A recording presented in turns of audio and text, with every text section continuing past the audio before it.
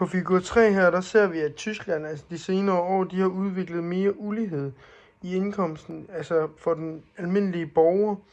Dog er det stadig ikke i nærheden af, hvad Storbritannien har udviklet. Men det kan dog være bekymrende for den almindelige borger i Tyskland, med at det peger i retning af DDR og ulighed i forhold til indkomst. Så kan vi se her på figur 2, som jeg har med, at der er overskud på betalingsbalancen. Og der ligger Tyskland overraskende nok faktisk højt sammen med Danmark, hvor begge de har et rigtig stort overskud.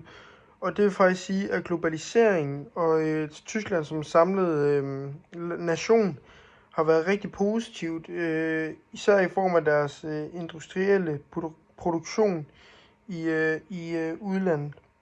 Så det vil egentlig sige, at der er det egentlig meget godt med, og et forholdsvis rigt land.